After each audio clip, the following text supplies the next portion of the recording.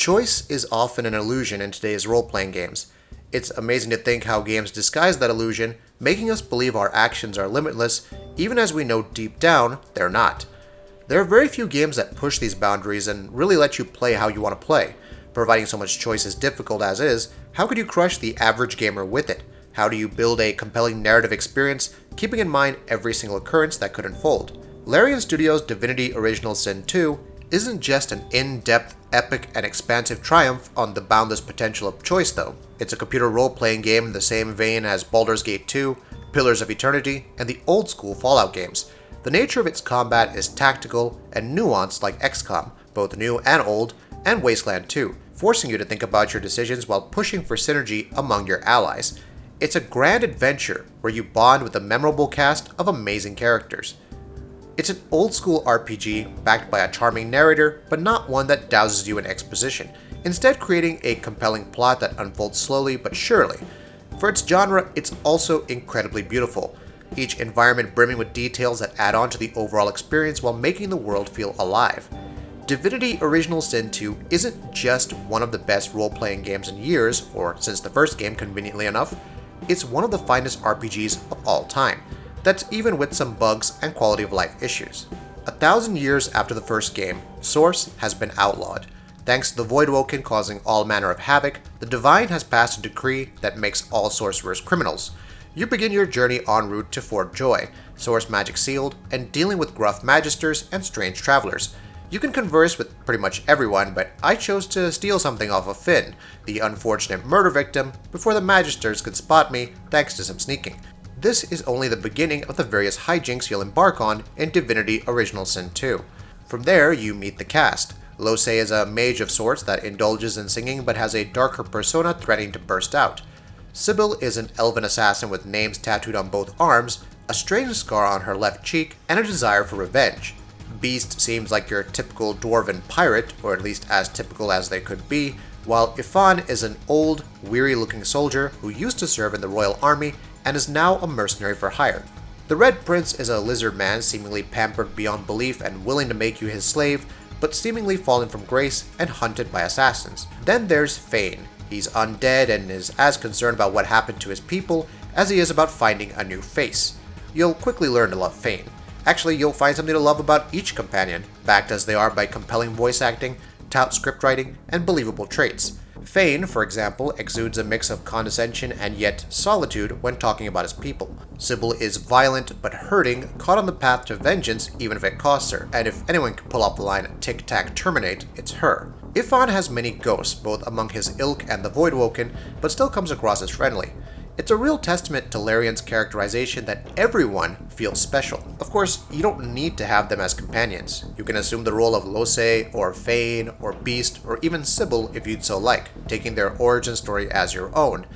Divinity Original Sin 2 boasts a robust character creator for those who want some more flexibility though, ranging from the race, class, attributes, aspiration tags, and much more. I went with an elven witch who's scholarly and mystic, specializing in pyrokinesis and geomancy, while able to consume corpses to access memories. However, the variety of the builds here is incredible, allowing you to become a polymorph ranger that can fly to greater heights and gain bonus damage while firing upon enemies. You can become a battle mage, mixing strength with powerful magic for frontline fighting. You can choose to regain vitality from standing in blood pools, go lone wolf and gain monumental bonuses from playing solo or with one additional party member, or just roll on the battlefield with an undead lizard man, murdering everyone who dares attack you. It's liberating to say the least. To be fair to Divinity Original Sin 2, none of this choice would matter if there was no impact or repercussions to your decisions. Upon arriving, you're faced with numerous choices like who to recruit, whether to pursue their missions or not, setting an elf convicted of thieving free while wandering the ruins of Fort Joy searching for ways to escape, and much more. The plot starts out slow, but eventually you're drawn into a magical conflict with sorcerers seemingly at the center of everything. A new divine must ascend to bring peace to the land and halt the Voidwoken, but in the meantime, you're searching for your own purpose.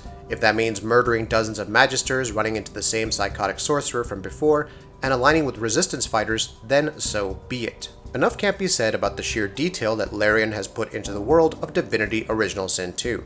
Fort Joy is all crumbling bricks and beautiful beaches, but the interior keeps are detailed, lush with candles, torture devices, and paintings of prominent figures. The marshes vary between dense forestation and murky, poison-filled swamps, where the occasional rat may warn you about voidwoken, or you may just come across pigs on fire but not dying as they detonate every explosive barrel around. Character models, spells, attacks, and animations are all meticulously crafted and look great.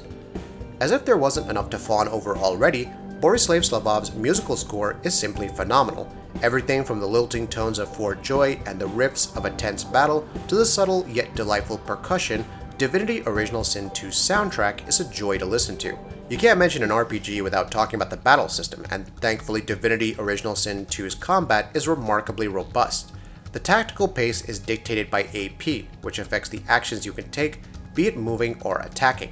Choosing to end turns can allow for conservation of AP, thus allowing for more mayhem in the next turn, but certain classes like the Elf can use abilities like Flesh Sacrifice to add more AP to their current turn, along with other benefits and detriments. Combat is another area where the game's system of choices shines. Create puddles of oil and light them ablaze, or contaminate water bodies with poison. Get behind an enemy with one attack, and then backstab before teleporting to another enemy's rear and crippling them. Turn your arrows into blood arrows, or fire arrows, or whatever element you feel like torturing your foes with.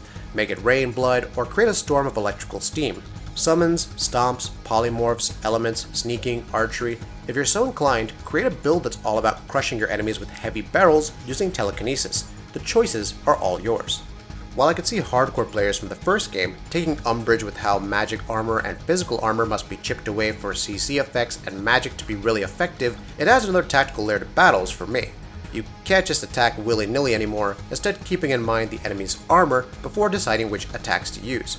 Of course, the diminishing returns of magical armor versus physical armor can be an issue, as is the effectiveness in speccing towards and augmenting physical damage with magic as opposed to being a pure caster that doesn't summon. But if you're intuitive enough, there are all kinds of strategies that will work out for you. It's about the kind of group and synergy you decide to build. For all its awesomeness, Divinity Original Sin 2 isn't perfect. There were the odd few bugs at launch, like the journal failing to update and quick saves becoming corrupted, both which were fixed just a few days after launch, by the way. Pathfinding can sometimes be an issue as your team members fail to follow you up and down ladders. Certain spells don't tell you exactly what they're capable of in terms of status effects or how your level and attributes can affect them. The inventory has a decent amount of sorting options, but having a search bar and the ability to select several items at once would have been great.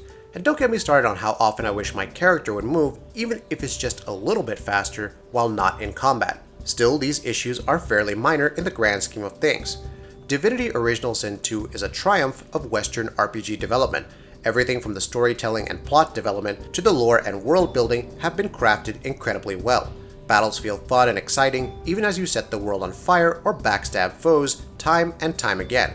The characters are some of the best I've encountered across my many years of playing games.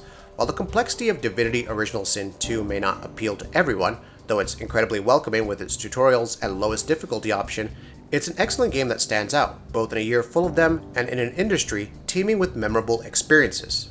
That'll be it for this video. If you like what we're doing, please go ahead and subscribe, and we'll see you next time.